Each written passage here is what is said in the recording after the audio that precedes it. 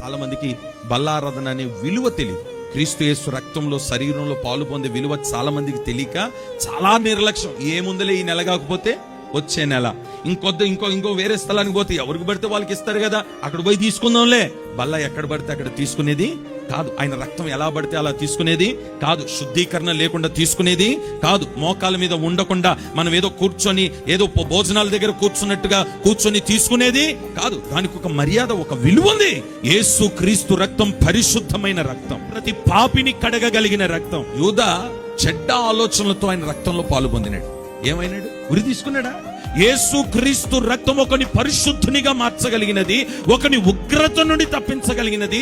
అదే యేసు క్రీస్తు రక్తాన్ని సరైన రీతిలో గాని పాలు పొందకపోతే, తీసుకోకపోతే వాడిని ఉరి శిక్షగా మారుతుంది. ఇంత ఇచ్చేదానికి మీ మాటలా అని మీరు అనుకోవద్దు. ఇంతే గాని అది ఉరి తాడవచ్చు, అది దీవెనకరంగా మార్చొచ్చు. దేనితోనైనా తమాషా వేయొచ్చు, కానీ ఆయన రక్తంతో, ఆయన శరీరంతో, బల్లారథంతో తమాషా వేయకూడదు. చాలా జాగ్రత్తగా ఉండాలి ఈ విషయంలో. మంచి మనస్సాక్షితో, మంచి హృదయముతో, యథార్థమైన హృదయముతో ఆయన రక్తములో పాలు పొందితే ఆయన రక్తం మనల్ని నీతిమంతులుగా మారుస్తుంది. మనస్సాక్షి సరిగా లేకుండా, హృదయం సరిగా లేకుండా, మాటలు సరిగా లేకుండా, ఇంట్లో భార్య భర్తల మధ్యలో గొడవలు పెట్టుకొని నోటి నిండా బూతులు మాట్లాడి ఇక్కడికి వచ్చి రక్తంలో పాలు పొందితే అదే రక్తానికి ఉరిగా మారుతుంది. ఆయన రక్తంలో పాలు పొందే వాళ్ళు అశ్రద్ధగా పాలు పొందొద్దు, నిర్లక్ష్యంగా పాలు పొందొద్దు, అపవిత్రమైన చేతులతో పాలు పొందొద్దు, మనస్సాక్షిని సరి చేసుకోకుండా, హృదయాన్ని సరి చేసుకోకుండా పాలు పొందొద్దు.